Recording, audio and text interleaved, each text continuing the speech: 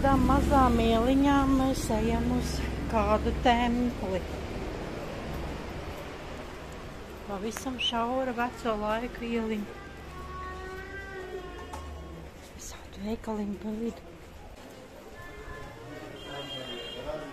Un gotiņa nav pretīm, gotiņa.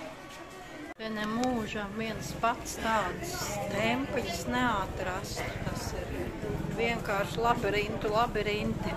Šitādi vādi visādi karājas un cilvēki. Un motocikli pa to burzu un govis vēl. Un viss tādā šaurā ieliņā satilpst. Ir jābūt ļoti uzmanīgam. Un vislabākie apavi ir šie. Nu, šitā ir tāda riktīga vecās Varanasi iela.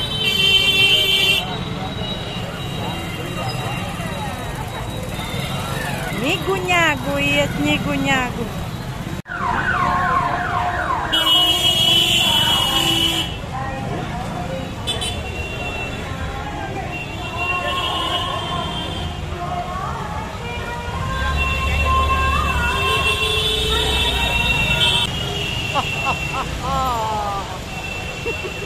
Pārprāca, ne?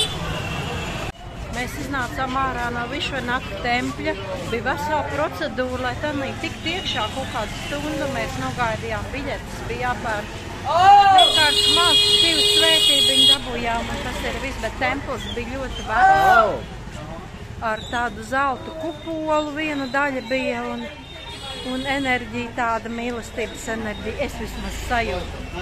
Bet es nezinu, kā šeit viens var norientēties. Viena krievu meitene teica, mēs satikām tādu Svetlanu, viņa teica, nu es ļauju, lai mani nes. Nu, drosmīgas jaunas meitenes, bet viņa tā arī saģērbusies. Ļoti vienkārši. Viņu vienkārši apnes pie mums. Ceļam tāds maziņš Kalīmā templis. Kalīmāns templis. Tāds. Un dodamies tālāk. Mājas virzienā.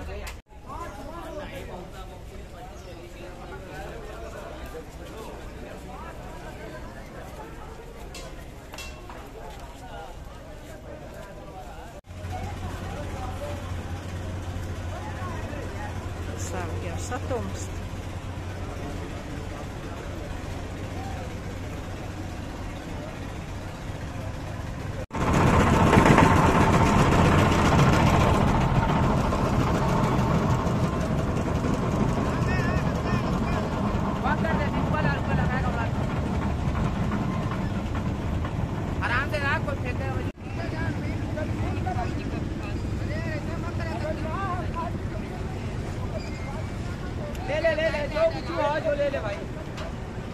Tā, Varanasi.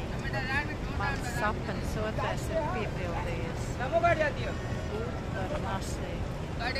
Izskatījās mazliet savādāk bildēs, bet jā, kaut kas tajā visā ir.